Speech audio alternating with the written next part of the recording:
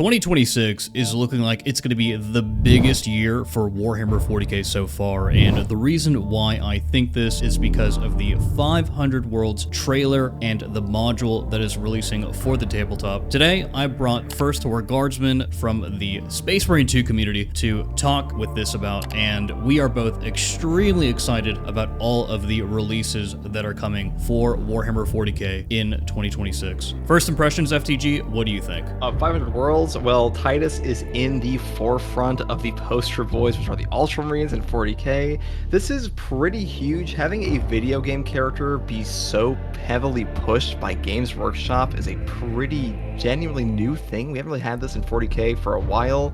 Usually the tabletop influences the video games more so than video games influencing the tabletop. Yeah. And this has a lot of implications for future games like Dark Heresy, maybe even Boltgun. I'm a little less on that. But as far as the current state of Warhammer 40k goes, I think this is like the biggest thing that's happened all year and bodes very well for 2026. Yeah, this really is the first time where any Warhammer 40k video game has impacted the narrative directly, and when I saw Games Workshop and Saber and Focus all pushing the 500 Worlds promotional material, I couldn't help but think that they're basically trying to make their own version of Master Chief, like as Master Chief is to Halo. Do you think that they're trying to do that here? Oh, definitely. I think he is very intentionally being set up as a mascot for all of 40k. I mean, for the longest time, Space Marines were always like the poster boys of Warhammer, but they didn't really have a main figure. That might be controversial to say to some people, but like for the general casual audience of 40k, most people just thought of Space Marines as like a whole entity, not an individual character. But now you have Titus here as like the face of the most famous chapter of Ultramarines, and that is just how they're pushing the narrative now. It's like they're having Titus at the forefront. They really want this to be tied into the future game. I think this is also partially setting up for like the Henry Cavill show and stuff like that, where they're really going to move the whole narrative forward. We've had some talks about like whether or not Henry Cavill will play Titus, but it's very clear that moving forward, Titus is just, he's the face of 40k, and that's what they want it to be.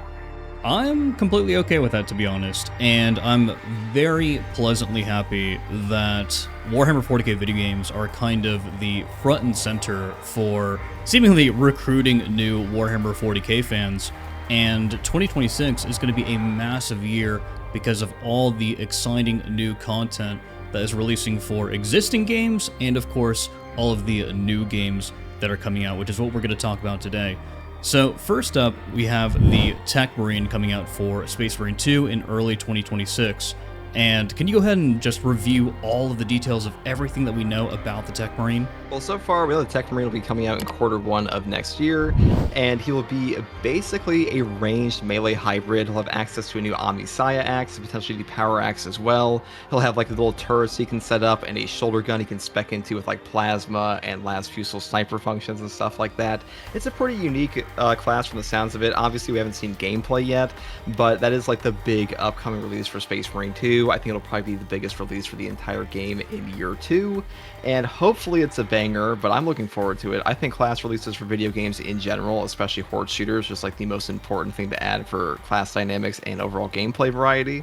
So that's why I think Tech Marine is going to be really huge for Space Marine 2, and just like everything players want. Yeah, what I see with the Tech Marine is it's basically going to be offering a minion playstyle in one of the only ways that a Space Marine would be able to dip into that kind of playstyle. But on the complete opposite end of the spectrum, we just got the reveal for the Hive Scum in Darktide, which is actually going to be coming out in December 2nd, or on December 2nd of 2025.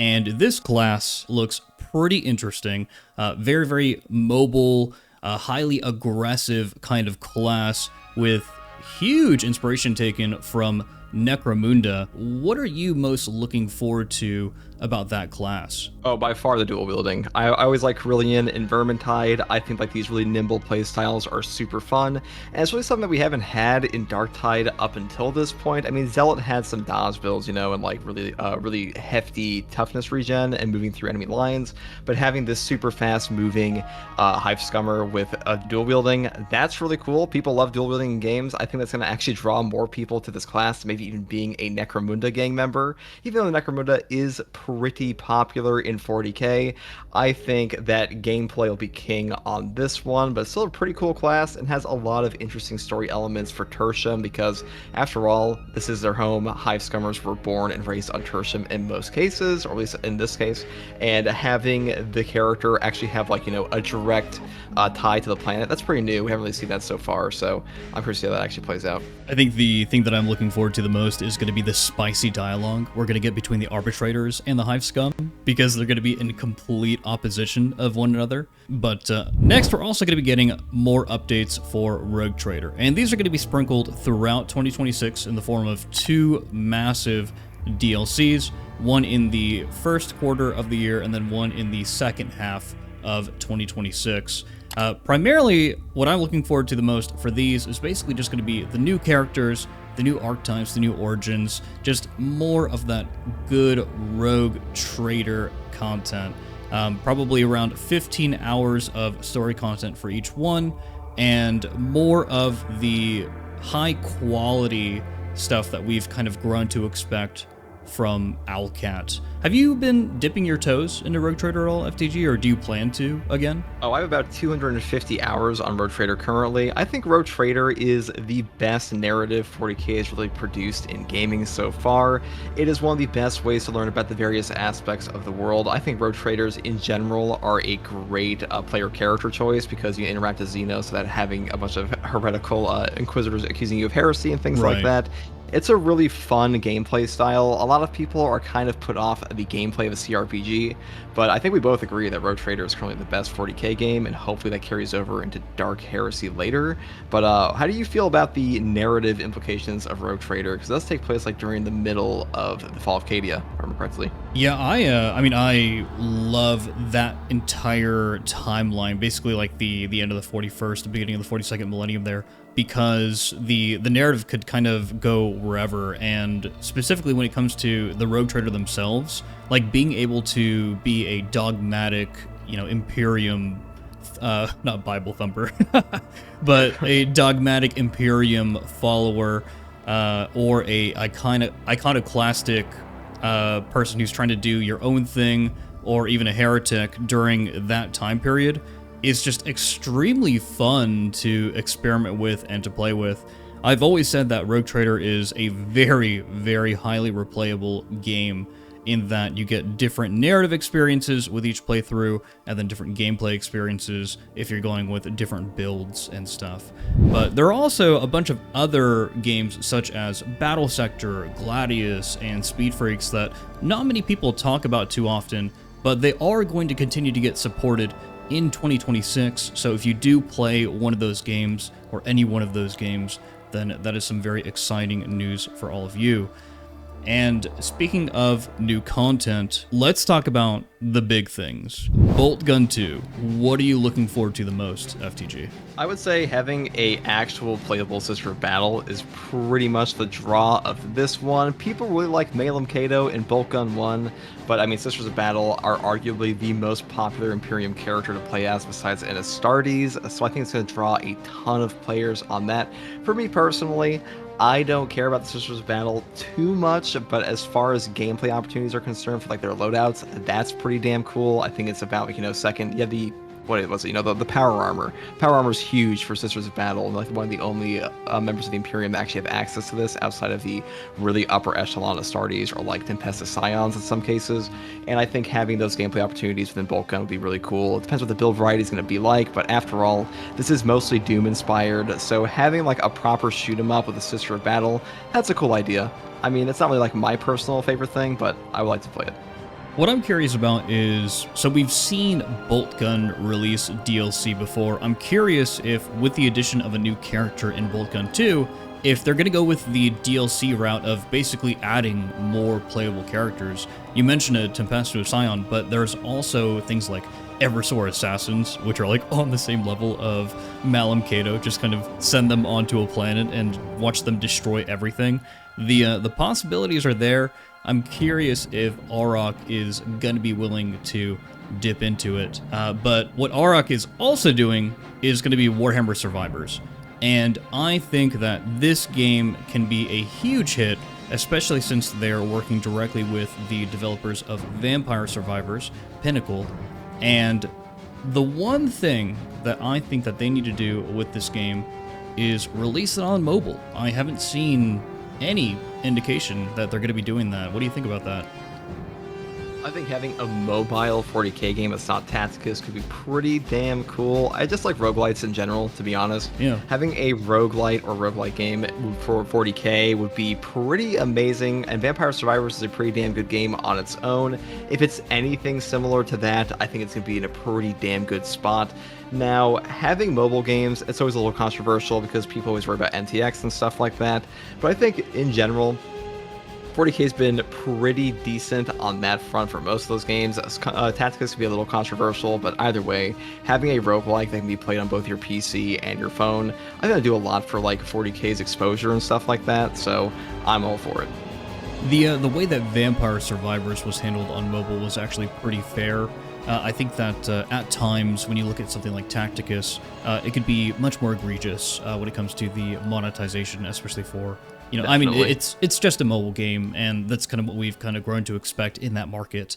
But on the complete opposite end of the spectrum, we have Mechanicus 2 also coming out in 2026. What do you think about tactical games, FTG? Because in Warhammer and 40k specifically, there are tons of tactical games, and for the most part, whenever I play them, I get bored of them so fast. Oh, I mean, I love tactical games. I have like 1,000 hours on Warhammer 2. I've put hundreds of hours into Rogue Trader. Turn-based games for me are great. I think you can really have a fun time basically representing the various units within 40k there.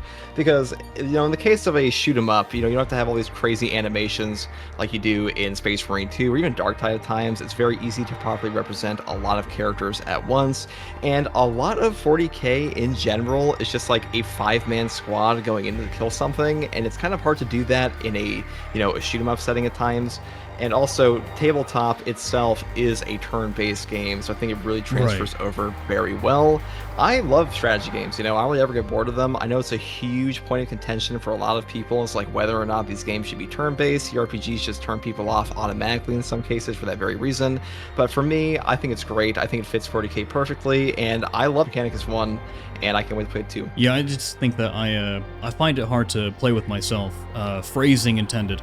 But what I'm looking forward to the most in Mechanicus 2 is definitely going to be the adaptation of more XCOM mechanics, because XCOM is like the biggest and most successful tactical game from what I could see on Steam, such as a more extensive cover system, destroyable environment, and map-specific events or effects that are gonna make things much more dynamic. And I know that you and I are massive fans of roguelites. We're massive fans of when gameplay is more dynamic so that it challenges the player to basically think outside the box with each consecutive playthrough or mission. Speaking of missions, Dawn of War 4. Holy moly. I feel like it's Games Workshop's mission just to completely wow us and bombard us next year with the most content they possibly can, because we're also getting Dawn of War 4. Can you highlight some of the features we're going to be getting in the game, FTG? I mean, number one, Bloodraven stealing all your relics. That's a huge thing. Yes. I think Dawn of War is just great for properly representing the factions of 40k. I think it's like a big issue a lot of games run into is that you don't really have the opportunity to show Eldari,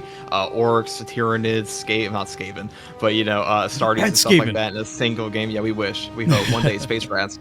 But, I think Dawn of War 1 is one of my favorite games to play for like any RTS. It's a little outdated now, but the fact that you got to play so many factions with like various types of playstyles that early on in 40k's gaming lifespan is pretty incredible to me, and I hope Dawn of War 4 follows that. Obviously, we had 2 games in between, one of them very controversial, but I mean, I'm a fan of RTS games. I'm not very good at them, but I mean, I hope to have a pretty good representation of these factions and various gameplay styles for them. Obviously, we don't know the inner workings of them yet. I have not played Dawn of War 4, but hopefully it's pretty good.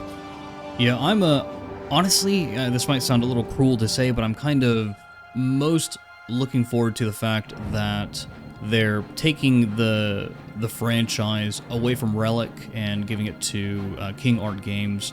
because I feel like the entire series needs kind of an injection of fresh ideas, or more of a return to the classics, DAO 1 and DAO 2.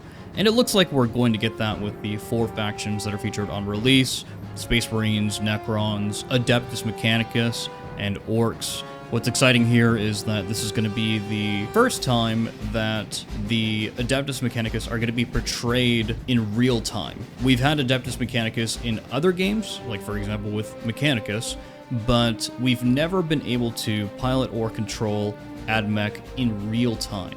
So it's going to be interesting to play with that.